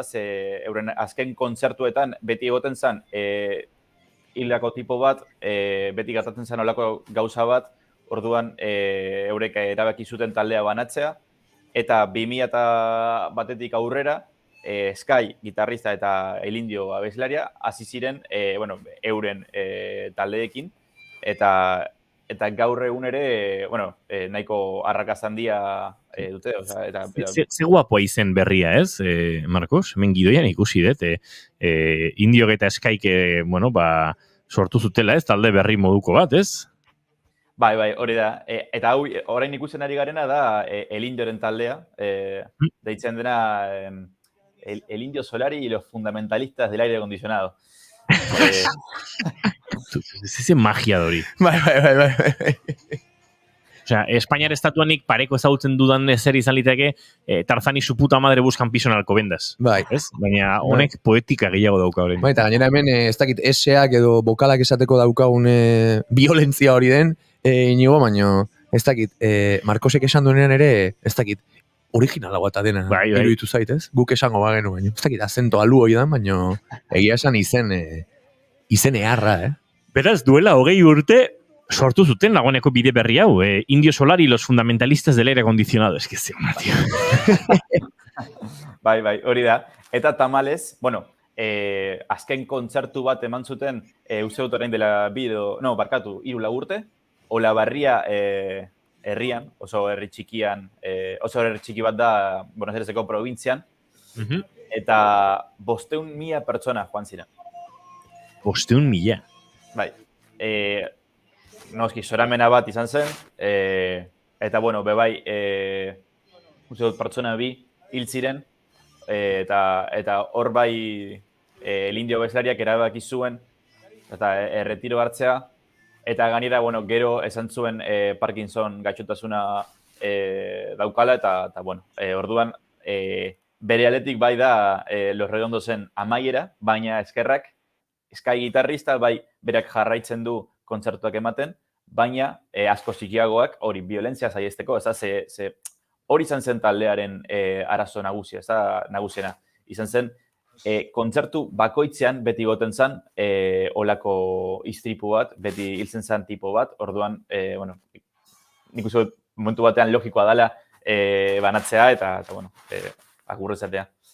Hor, barkatu, barkatu inigo igual zerbait esan maztuen, baina kuriosia ez eta tamalgarria, baina violentzia aipatzen dezunean, ze esaten dezu hor, pogoan, edo mugimenduan, edo presioan, edo elkarri bultzaka horre egoten zirelako ez dakite gertaerak, edo pixkat kontzertuaren baitan gero kanpoan, eta ez dakite eztabaidak, edo ez dakit ze violentzia, hau da, eske, iruditzen zaite lokura bat esaten da bezala, hori da, zein da violentzia espizitorio, jende hile egiten zen kontzertutan, Marcos?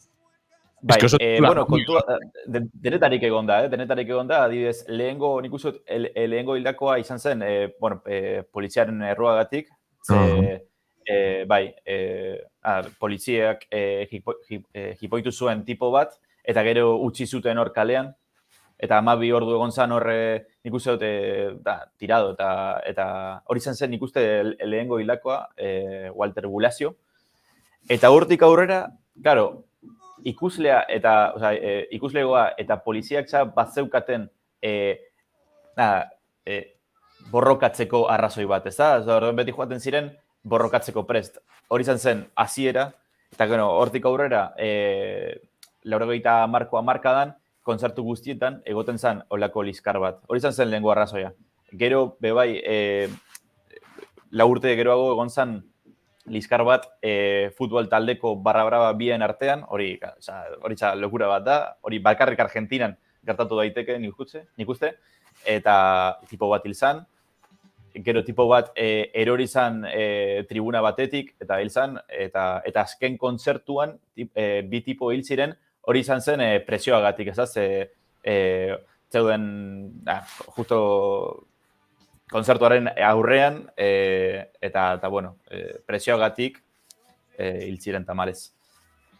Marcos, tedin hori buru, egia esan zinez interesgarria iruditu zaigu, ekarri diguzun Argentinaren kulturaren eta historiaren beste ekarpen hau, eta egia esan hemendik aurrera jakingo dugu, Patricio Rey, sus redonditos de ricota, edo los redondos, ze izan den, zen mailako taldea, zenbat 100.000 jende batu zuen, eta batez ere horre, ze giro sortu den euren kontzertuen inguruan. Jarraituko dugu Argentina ezagutzen Marcos Tedin, egun guztia daukazuzuk aurretik, guk azken 40 minutok bigarren kafea maitzeko, izan dadila martxoaren 15 egun zoragarria, eta lehen aipatu dugu estralurtarrekin harremanetarako egun ona dela, beraz, zuek baduzu estralurtarren bat, baloiari ostikoak ematen, akaso gaur izan daiteke eurekin komunikazioak sortzeko eguna. Ederto. Eta bueno, Argentinara etorri nahi duenari, komentatuko nioke, los redondos entzuten jarraitza. Bada, zuen kulturaren eta zuen izakeraren ADN azertxo baitu lertzeko modua. Bai, hori da.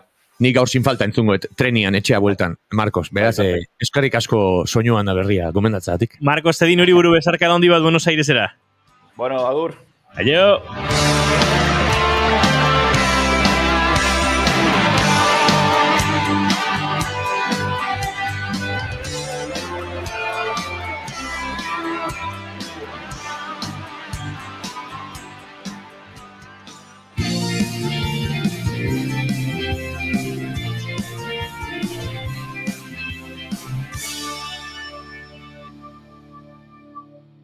Emaiozu bigarren aukera bat egunari. Naiz irratian, bigarren kafea.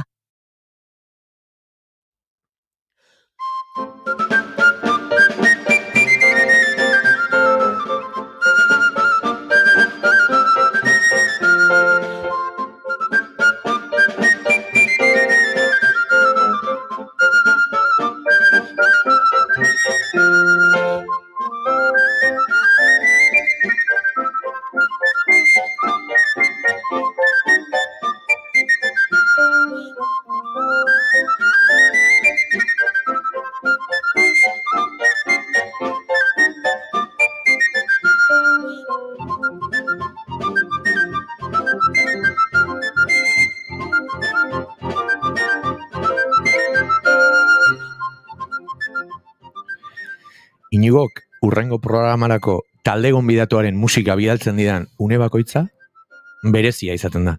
Eta are gehiago, niretzako taldea estenean gertukoa edo ezaguna. Bigarren kafea hartzera barkatu orotariko musikariak hurbildu zaizkigu. Baina entzulego nagusiak ohikotzat jotze ez dituen beste asko ere bai. German Ormazabal eta Garikoitz Mendizabal dira gaurko gure gonbidatuak. Eta lehengoan, elkarlanean sortu zuten 2021ko Metamorfosia diskoa entzunuenean pentsatu nuen. Gartxot, non egon nahi zoain arte. Haze deskurrimendua.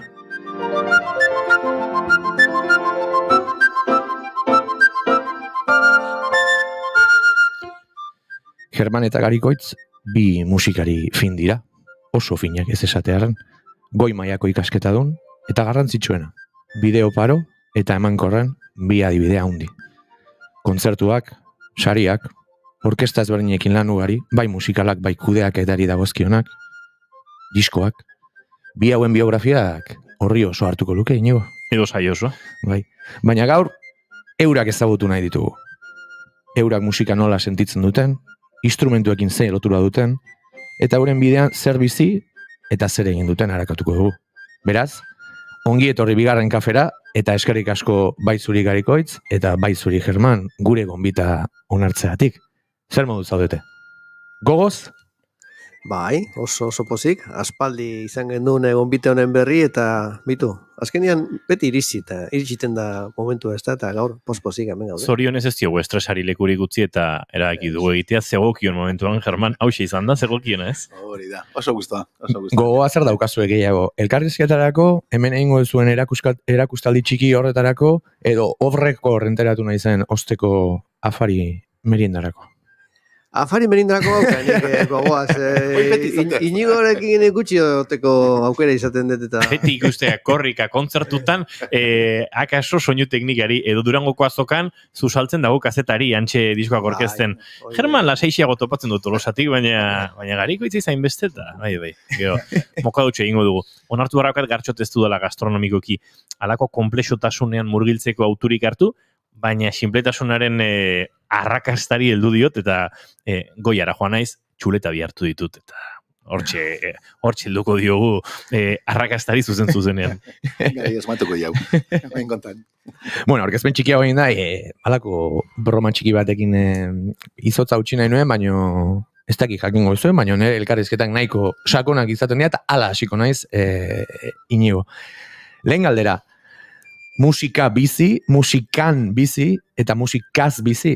Iruditzen artean, izki bat baino ez dago, baina badira hor interpretazio eta irakurketa desberdinak. Galdetu nahi zuen, musika bizi duzuela argi dago, musikaz bizi ere bai, musikan bizi zaretela, zein da zuen musikarekiko harremana horrela, orokorrean?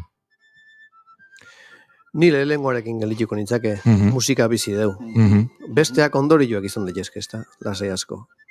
Aipatzen genuen lehengoan ere zuketanik Inigo ez, halako elkarrizketa batean beraietaz ari ginela musikaz bizi eta musika bizi dutenen arteko ezberdintasuna askotan elkarrekin doazelako, baina ez beti. Ez beti.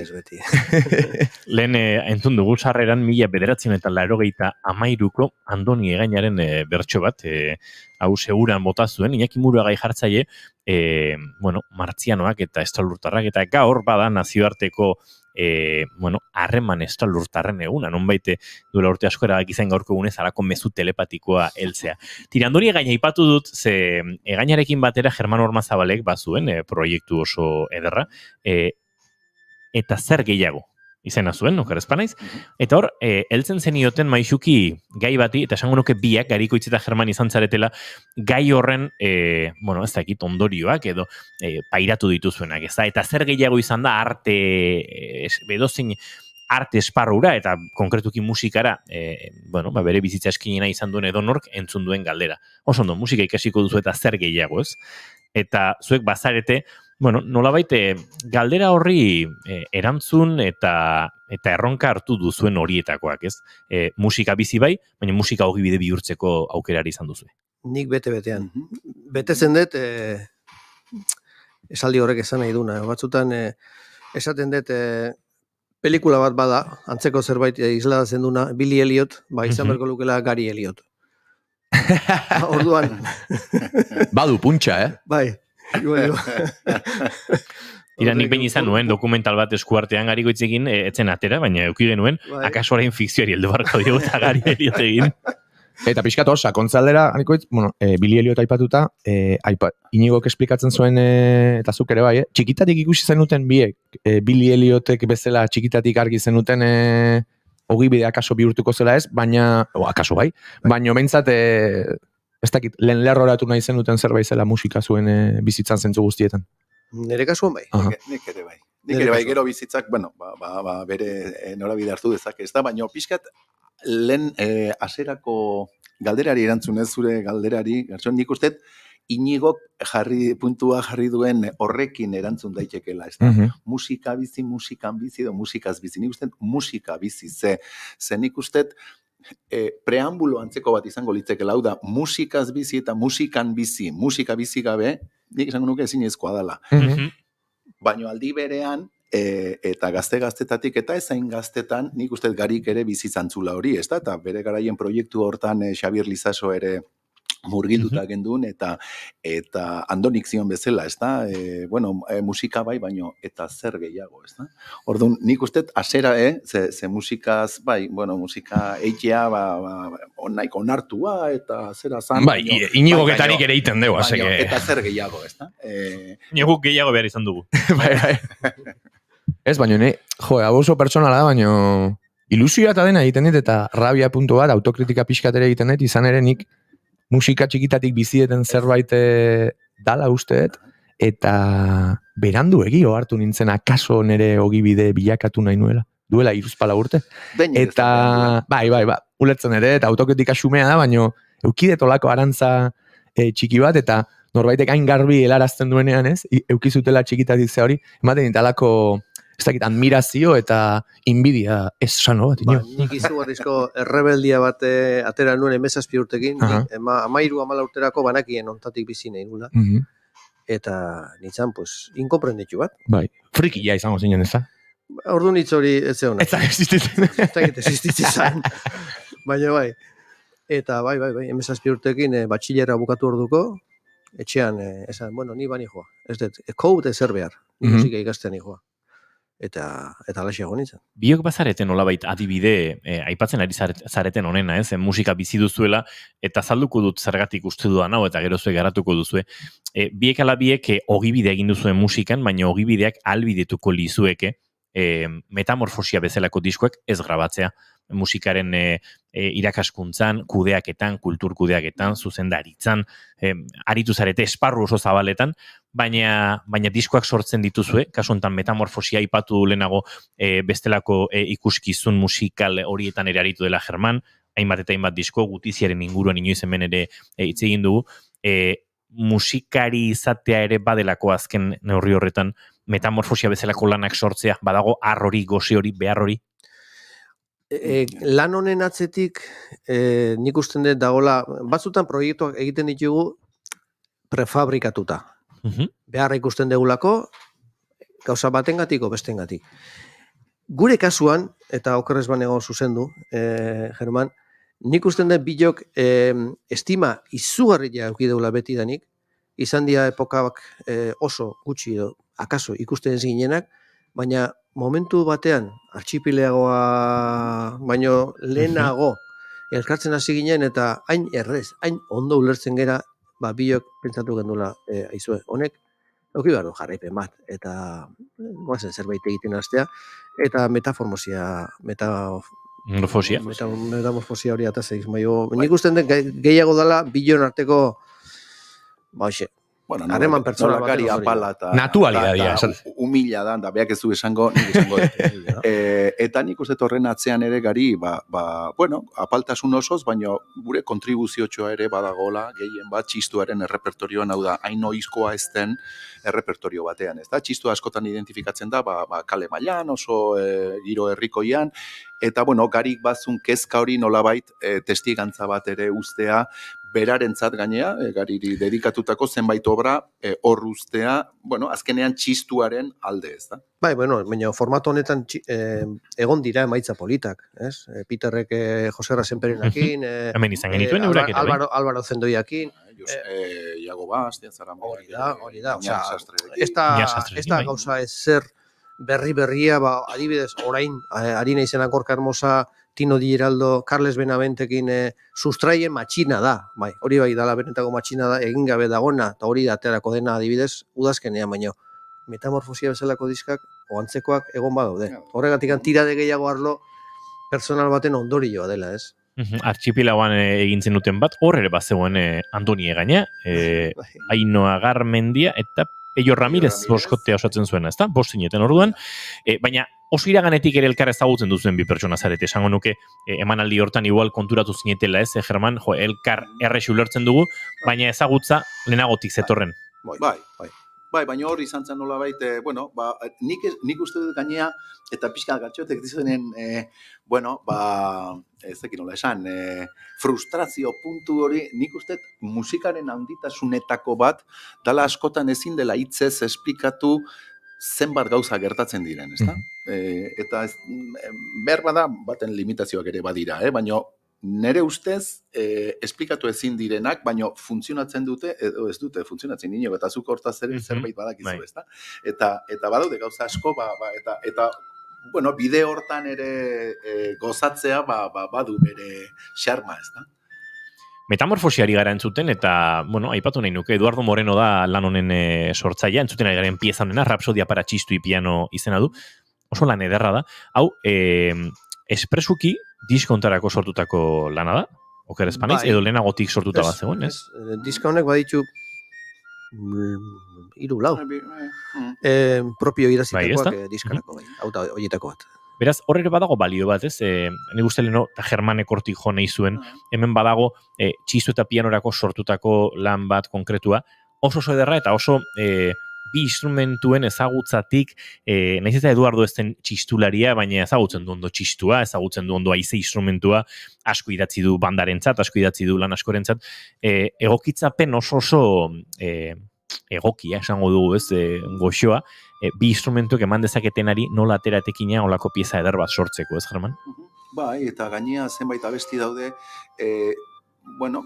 begik izten badituzu askotan ez dirudi txistua danik, erregistro aldetik, estetika bera ere, horregatik nion, hor nik uste balio erantzi, ez dakit, handia edo txikia da, baina hor badago, ez da, eta hori nolabait gariren kontribuzioa da, ez da, txistuaren munduan, eta, repertorio hori ere, beti oso herriko imailan kokatua izan den repertorio, pixka zabaltzen jun, eta datorren belaune alditarako, material hori hor dago, ez da, asmo horrekin bintzat.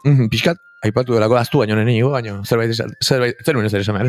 Hor, ekarpena aipatu zukerman, nik hemen galdera nuen pixkat horren inguruan, hausnarketa gisa, baino, kuriosoa, lehen lerroratzen diren joera edo musika estiloak edo ohikoagoak diren hoietatik aratago mundua dagoela edo mundu asko kasu honetan, eta tradizioara aipatu duzu, eta nola liteke gure tradizioan hain bide luzea duten instrumento eta joerak gaur egun normalean horiexek izaten dira entzulego masibo batek gehien zokoratzen dituenak. Ezkutuko altxorrak ez guztientza, baina bai orokortasun baten baitan hori, fenomeno horrek badu esplikazio hori, gaur egungo gizartea ez dago bere alakotasun bat ematen ez duen zerbaiti heltzeko prest, zein da hor giltzik badalin badago? Txistulari ikuspegitik, antzeko galdere irantzuteko ia beti argumento berdina erabiltzen dut, eta da, txistulariak inoiz ez gera modan egon, baina inoiz ez gera modatik pasako. Arrazoi. Ze ona. Esan nahi detena da honekin, hain dago barneratuta gizarte eguneroko... Abiadura handiko gizarte honetan, ez? Bai, baina beharrezkoa da txistu soinua omenalditarako, agurtzerako, dantzak egiteko, igande goizetarako, ekintza protokolaritarako. Aldiz, diskografia aldetik, azkenengo urte hauetan, haida produzioa hunditzen, baina ezagutza masibo hori eta bapateko konsumitzaile hori, segurazki, ez du izango. Trikipopak 80. hamarkadan kriston esan da intzun. Jetxi izan, baina trikitixaren ezagutza, bueno, gora bera antzeko mantendu da. Txistulariak, hor ez dugu jakin, edo igual ez da derrigorrezkoa. Hain arrakasta ulertuta masiboki. Bai, gainera... Ez dugu horin amestu, ez dakit... eske oso kuriosoa egiten zai, gainera normalean folklorea eta tradizioa, ateratzen ditugunean, gure orgullo, nola esaten zaigu, hori ateratzen dugunean, arrotasun hori barkatu ateratzen dugunean, gainera, aipatu dituzun tikitixa, txistua, txalaparta, beste 1000 gauz izaten dira gure arrotasunaren iturri handienak, baina gero biztan da, egunerokotasunan, badirela jende askorentzat ikustezin edo zaintze ez dituzten ez dakit eta ere gehiago esango nuke Garikoitzen kasuan txistuen musika kulturaino eraman denean eta folkloretik eta musika herrikoietik ere urrundu bertan ere igual bazaude, baina beste esparru batzutan ere bai, are urrunago oraindik publiko global batetik. Dena, esan ditena esan da gero, bai derrigor aipatu beharko genituzke, arlo bakoitzean izugarrizko suertea dakoala herri honek dauzkan liderak eukitzea. Ze orain dela 30 urteko argazkia eta goingoa desberdina da, bilakera bat egon da. Horeka Teixa gabe, Beltran bezalako pertsona bat gabe, Ibon Koteron gabe, trikitilariak egin duten hori gabe, ezingo litzake ulertu guztia udana, eta orain badaude pertsona referentzialak, eta baina hala ere, egila da, masiboki, sokoratu igual, baina bigarren lerroratu, esango dugu. Lehen lerroratu ordez. Germanek zerbait bota bertzuen, ala. Ni uste, ni provokatzen legoa izan nahi nuke. Bota, izan. Inigok, eta uste irizpide honekin, baino ni ez nator ados, nik entzutetenen musika kultoa aipatu dezu, ezta? Zer da hori? Ideaik ez. Nik iteitena ez behintzat. Zein da? Eta inkultoa zein da? Ados nago zurekin, baina egia dor badago la lerro idatzi bat, ez? Eta gero inorri ezer leporatu gabe, baina eta horretik esaten zeharka erantzutea, no, behar bada ez zuzenean, baina ni personalki beste gauza batek gehiok ezkatzen dau. Ez dakit musika edo hotza behar deun. Hau da, ez dakigu isiltasunean bizitzen. Ados. Badirudi zerbait behar deula denbora uzian eta gero egia da, askotan kasurik etzaiola egiten, baina horretik diot, musika da, hotza edo zer behar deu, ez algea gai gure hausnarketetan, gure isilunean ze musikan, nik uste musika bezain hain importantea dela, arnasa hartzea, eta isiltasuna, silentzioak, ez da? Bainoski. Nik... Ez dut erantzun badakite. Baina provokazio horri gaina heldu ingo diot gustora, ez? Eta zer da musika kultua? Arrazoi duzu. Nik ez dakit lerroan non definitu, baina egia da, akaso txistua, instrumentu herrikoi bezala asko ezagutu dugula, txistulari bandek, ez dakit ze kontrapasa jotzen badute, edo goizetan, igande goizetako, ez dakit, diana bat jotzen balin badute, akaso entzuleari belarrian egiten zaiola modu batera, eta aldiz, komposizio hauetan, batzuetan behintzat, ez denetan, noski, aipatu ditugun disko horietan, ez dakit, Inarrek eta Jagobak egindako hartan, edo Peter Ansorenak eta Josara Senprenak egindakoan, edo zuk zeuk gutizian dituzun beste pieza batzuk, musika orkestralarekin lan egin duzunean, badago beste, ez dakit, akaso jendearen herrikoitasun hortatik pixka bat gehiago urruntzen den musika. Harmonikoki ere, zuen diskoan irakurri dugu gaur zea batean, ez? Izugarri gustatu zait eta... Reseña batean, harmonia arriskutsuak. Harmonias arriesgadas. Hori zerrote den kuriosia haundiakat. Publikoaren belarritatik pixka bat urrundutzen den, eta eraberean, erres gustora eta eder entzuten den, baina hor badago, ez? Aspirazio bat, gogo bat, zertxo baite aratago eramateko, edo naturalki gertatzen da. Gatu nazatela, baina reggaetoiak ez aldauke askoz harmoni, askoz arriskutsu gogo.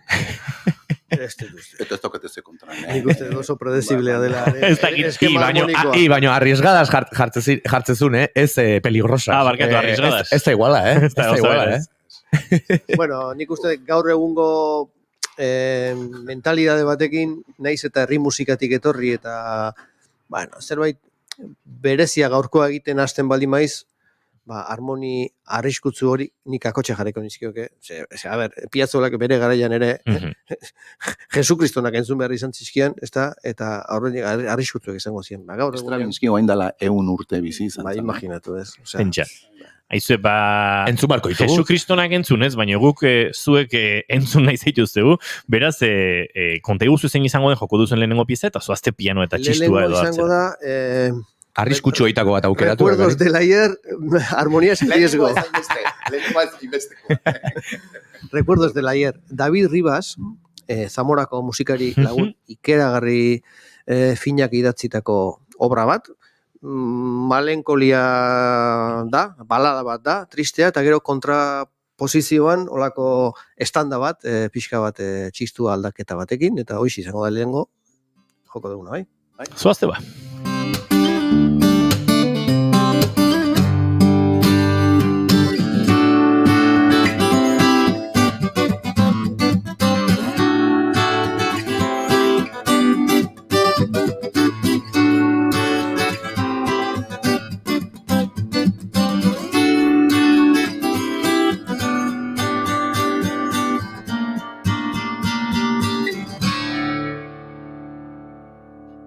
Kokatzen ari dira eta plazarra da guretzat, gure Ronixe zaharrean Herman Ormazabal etxerita ikustea, eta bere danbolin eta uste dut txistuarekin, ez dut hemendik ikusten, baina lehenengo honetan edo silbotearekin hariko da, silbotearekin, Gariko Mendizabal izatea, nahi duzuenean, bigote.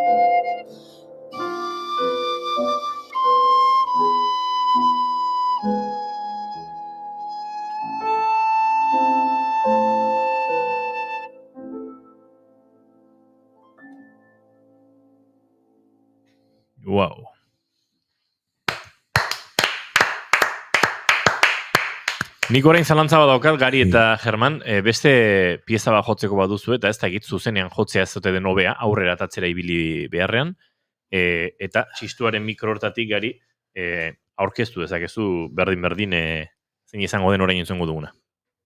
Bitartean esan inigo gaur estralurtarren bila genbiltzala. Eta agertu zaizkigu. Agertu zaizkigu, Majua, baino beste planetakoa. Eskainiko duguna izango da Euskal Suitearen, Euskal Suiteak 4 zati ditu, 3. eta 4. zatiak. Lehendabizikoa isil-isilik, bertso doinu bat izan diteke tranquilamente, eta gero baratzeko pikuak 3 edo 4 txorten ditu, horren doinu horrekin oinarritutako harinarin. Bai, egilea Tomas Garbizu, Lezokoa. Nahi duzenean.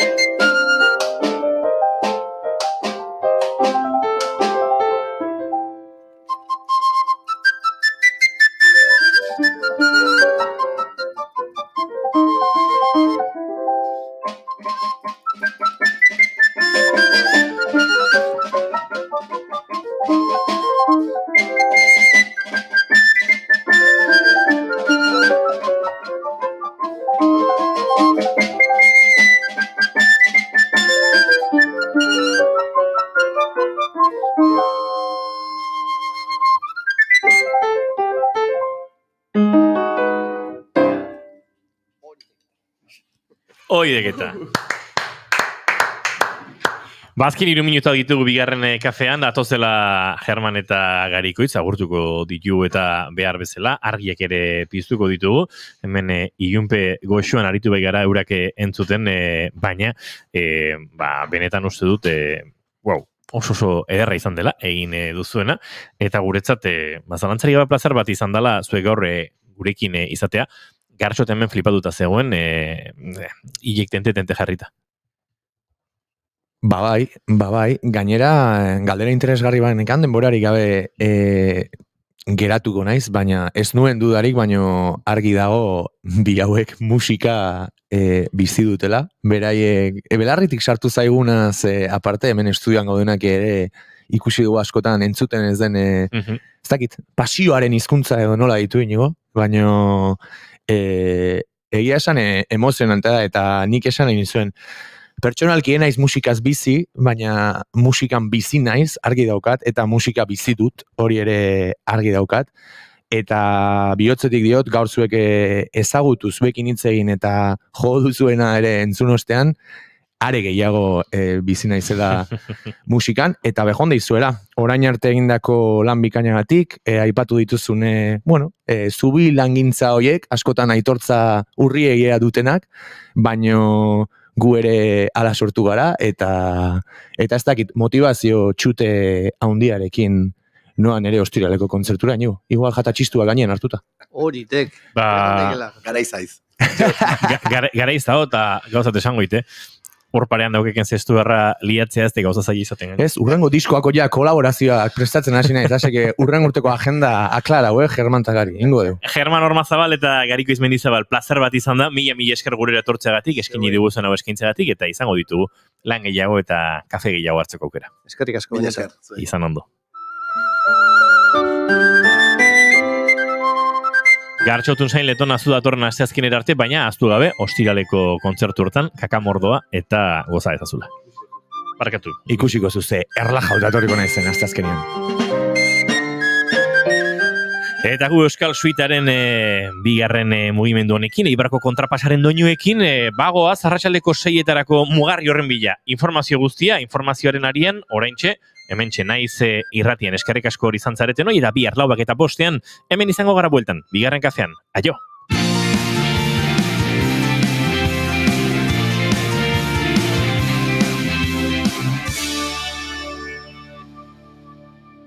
Keep calm and bigarren kafea.